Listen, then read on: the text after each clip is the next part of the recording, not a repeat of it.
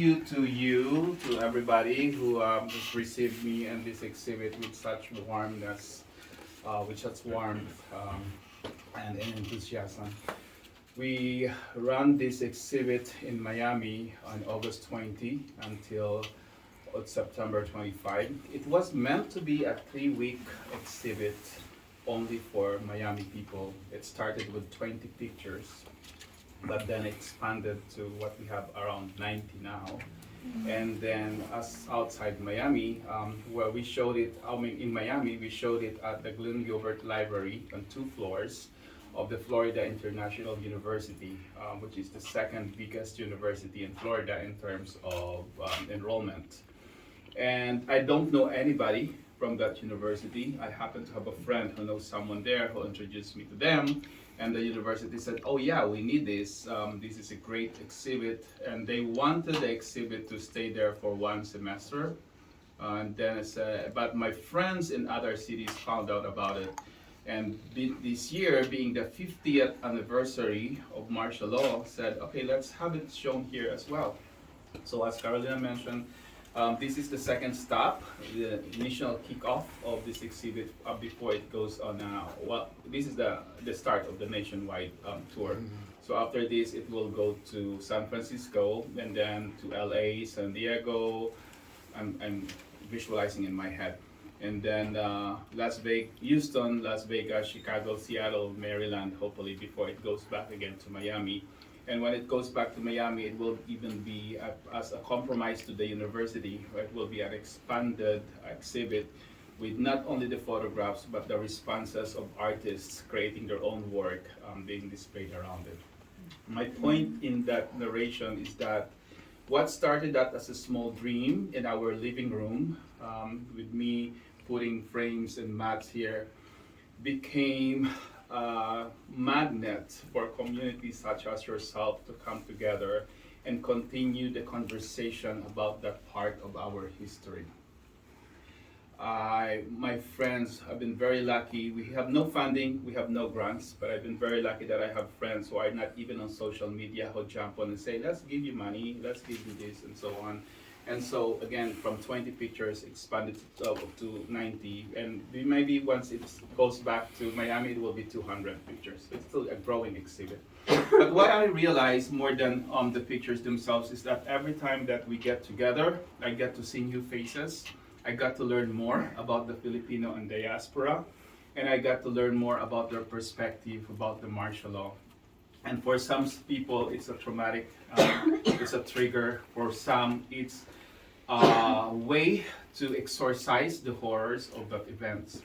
Myself, I was born in 1970, so I was 2 years old. I was only 2 years old when martial law was declared. And my image of martial law was the way that Imelda Marcos and Ferdinand Marcos wanted us to imagine what martial law would be. It's a martial law where students like me would line up in the schoolyard to sing the national anthem, where we would recite the Pledge of Allegiance. And afterwards, before we go into the classroom, it is a martial law where polite, disciplined students lined up so that their fingernails can be scrutinized by the teacher. You're nodding your head, so they're saying that it could be scrutinized by the teacher before you are allowed to go into the classroom. You don't even sit inside the classroom. You don't run into the classroom. You go into your seat, you stand there, and you don't sit down until everybody gets to be inside. In front, there's a picture of Imelda and Ferdinand looking down on us, and we look up to them. And our teachers would tell us, before we sit down, we have to sing the theme song of martial law, which is basically the theme song of Bagong Lipunan, which is New Society. New Society. New Society is the milieu, it's the brand that Marcos would like us to remember about martial law. Because martial law was created really to reform the Philippine society and create a new generation that looks up to the greatness of the Filipino race, the Maharlika. Maharlika became a brand of the Marcoses, where they traced themselves to the nobility of ancient ancestors. And part of that branding of Maharlika is that they branded themselves as the new Malakas and Maganda, the new beautiful and strong men. Those are the mythical Adam and Eve of Philippine creation. They have themselves painted that way from a broken bamboo together. But again, my image of martial law as a student was those disciplined youngsters that never that should not speak back at the teachers or the parents or any figure of authority. Discipline was a recurring theme of the martial law, and they even have a slogan, and that slogan is ikaunlad ng bayan. Disiplina ang kailangan. Disiplina ang kailangan. For the progress, the economic progress of the society, you must all be disciplined. And that discipline translates to so many things. Again, children lining up to have their fingernails scrutinized for cleanliness by the students. It's also discipline to have young men have a haircut that is like a military or ROTC to a certain amount, and with police running after youth that have long hair and snipping them off. Okay? That's part of the discipline. It's also discipline so that you don't go outside your houses during curfew time. It's also discipline so that you don't have to congregate in public spaces if you are more than 10 people. No one is allowed to congregate. So you have to be a disciplined community. But that discipline also translates to how you respond to what the government is doing for you. Okay? Again, our teachers would demand from us to be the disciplined youngsters that they want. The government as a whole demands from the society, from the members of the society, to be the followers of what of Marcos do, because Marcos knows the best for you. So that includes if Marcos tells you that this person is bad, he's a menace to the society, you believe that as a disciplined person. And if that person disappears or gets imprisoned without any due process of law, you believe that because Marcos knows about it, knows better than you.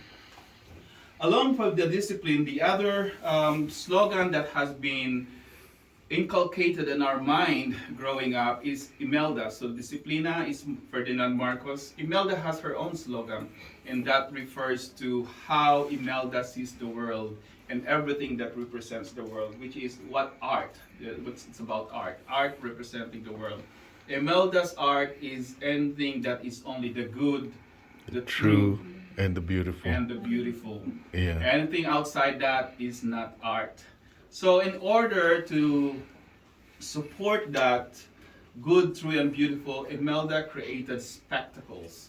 She did a Kasaysayan ng Lahi. If you go to YouTube, it's up there. It was actually done by a national artist. Kasaysayan ng Lahi means history of the race. It's a multi-day event of thousands of people dressed up in different ethnic costumes with music, telling how the Filipino race came to be from our version of the creation of Adam and Eve, our version of paradise with Malakas and Maganda, to the native indigenous people, to the coming of the Spaniards and the Americans, and so on and so forth. It's a spectacle where people see a parade of colors and shapes and so on and so forth. Aside from that, she also encouraged us to have our own calisthenics and daily exercise in the morning before we go into the classroom. We have calisthenics, and then we have also field demonstrations. Did everybody remember that? Field demonstrations, which became the highlight of the school year. And this is when school children at different classes would be in the same uniform, and it became very fabulous, colorful uniform, and everybody danced to the same song, danced to the same tune. The same tune. That's discipline, what they were telling you. So, when people look back to it, and when I look back to it, those are what I remember about martial law, because I grew up in a small town where we don't have anyone killed, at least not that we know of. We don't have anyone in prison, at least that we know of. So our version of martial law was really that peaceful, tranquil, colorful, joyful moment of childhood. But it was only in college that I found out what really happened. And at the time, 1987 to 1992, was that I was in college, the Marcoses were already gone. But the records of what they did remained. In college, I became a volunteer of Task Force Detainees of the Philippines. It was founded by the Association of Major Religious Superiors of the Philippines in 1972. This is an organization of the heads of nuns and priests. And what they did was to create a body, a non-government group that really documented the tyranny of martial law. Everybody who was in prison, they go find the name. If there's one who's abducted, they go investigate, record them, and then they have a network of international organizations such as Amnesty International. Well, we have bulletins and so on, and they send out the information just so they can be recorded. Amnesty International would later estimate the total number of people who were impacted by martial law as 250,000 people, 250,000 individuals. That includes high-profile cases, political oppositions, such as Benigno Aquino, Senators Diokno, Tanyada. That includes also people from the countryside. Now, that did not include people who were not documented or who were afraid to complain because the perpetrators are agents of the state, police and military and paramilitary.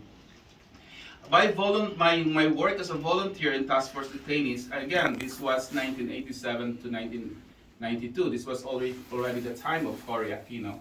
My work back then, and this was when technology was just starting in the Philippines, was to read the typewritten documents, the narrations, the documentations of the victims, and then put them in computer. WordStar, that's what we have back then. No Microsoft Word yet. Yeah, WordStar. So I would type in WordStar. So everything that they have typewritten in paper, we have to digitize it. I have to look at pictures of people who were battered, mutilated, murdered because they took pictures. I have to listen to hours and hours of tape recordings of everybody that was interviewed because task force detainees really went into the countryside, into the villages, and I have to transcribe it and write them down. That's college. After college, I went to Manila. I got to work in the corporate world. I moved here in the US, and everything was piled at the back of my hand. This year, Ferdinand Marcos Jr. was voted into power. That depressed me a lot. And my husband and I, the day after he won, my husband and I were driving to the gym, and he started asking me, "What's happened? So why are you so, invested in this moment? Why are you so mad that the Marcos son was re-elected into presidency?" So I started telling him about the wealth that they stole, the billions of dollars. I started talking about the cronyism, how they took over a lot of corporations. I started talking about the victims of martial law in abstract numbers, 250,000 these, 11,000 these, but you will see behind Zach, our photographer, the numbers. So they were all just numbers. Numbers are very neutral, they're very safe. I started talking about them. And then all of a sudden, we were in the car, he was driving. The things that I've seen and heard and read started going back to me while I was in college. The pictures that I read, the voices that I heard started going back to me, just like flash from the things that I have already forgotten from 20, 30 years of corporate work in America. They came flashing back to me, and then I just found myself screaming and crying. I was screaming and crying. I don't know how he reacted that way, but I think he panicked a little bit. And I couldn't control myself. It's like I was hearing their voices for the first time. I was reading their documents of mutilation and children that are orphaned and women that were widowed. It's like I was reading their stories again for the first time. And it's like I was looking at the pictures right behind me, and I have forgotten about them for 30 years from working in corporate America and earning money that I have never imagined before. Now, that's not much, but I have never imagined as a young and in the Philippines. And I started crying and crying and crying. The only time that I have to stop and force myself to stop crying is that because our car got into a red light, and then a car next to us started looking at me, and I noticed, and I said, oh, my husband is black, and I'm crying, and I don't want these people to call the police. So I have to literally force myself to stop so that no one misinterprets it as anything and experience something else here in the US that we know what's about when you're black and you're driving. But then I said, now what do we do? My sister, who's in the Philippines, works with a group of artists, and it's called Dakila, who's one of our sponsors, and she has been organizing events for young people, especially educating them on how voting should be, what a good society would be. And so I talked to her after that, and she said, so what's going on with your in the Philippines? Oh, all my staff here are depressed. There are young kids. They have invested so much with the election, and then they lost, and so they are depressed. They are crying. I said, what about you? How are you? And she said, oh, I'm already in the future. I'm already planning what to do next. And then I realized, yes, that's what I should do too. I mean, I have given myself, I have 1 hour of non-stop crying. That was good enough.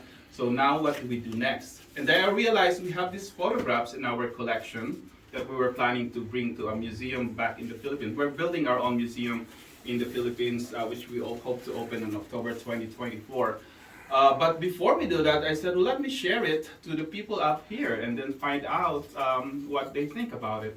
Because a lot of things that happened here were documented by American newspapers. As as Carolina has mentioned, these photographs first appeared in US newspapers here, not in the Philippines. They appeared in newspapers here, and they were collected here. And to me, that means a lot, because it speaks to the importance of witnessing, even if you are witnessing from a distance. The fact that they are here, not in the Philippines, means that the world, the US at that point, was aware of what was happening. And that is something that is called, for all of us, to witness from a distance. Carolina mentioned, and I would rephrase that, it's by a French philosopher who said that foreign perspective is a little bit like a perspective of posterity. The distance from where it happened creates holistic perspective and an objectivity that only comes with a passage of time. We look back and find out, oh, so that's how it happened. Because when those things happen and we are there and we are caught in the moment, there's little objectivity. We are caught by the emotion. But this, during the time when it was already published here, they have already that distance and objectivity.